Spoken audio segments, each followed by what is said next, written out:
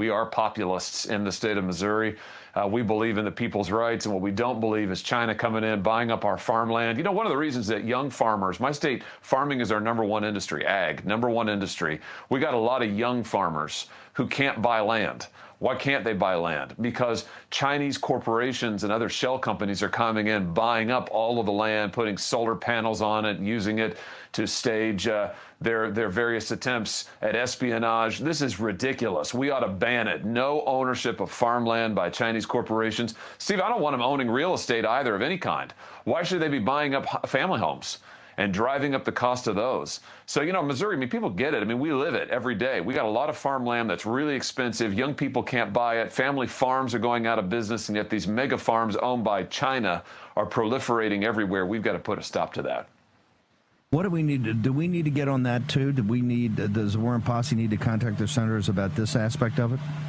Yeah, absolutely. We need a law that out and out bans Chinese ownership of farmland in the United States. I think we ought to, again, make it even broader. I think it ought to be all real estate, single-family homes. Why should Chinese corporations be able to buy up our land, buy up our homes?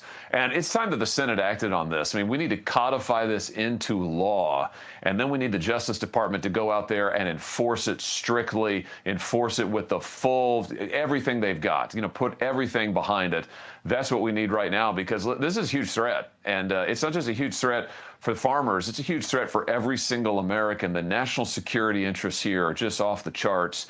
And it's a basic sovereignty issue. You know, are we going to be a sovereign nation? If you can't own your own land, you're not a sovereign nation. If your own people can't buy land in their own country, you are not a sovereign nation. That's what we're up against right now.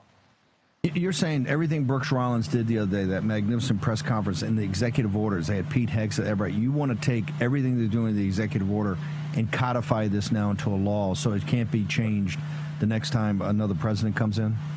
You got it. That's it, 100%. That's what we need to do. Make it permanent, make it statutory, write it right into the United States Code so that it can't ever be undone except for another act of Congress, and then you can see every person who's voting to undo it. We need to make this permanent protection for the American people.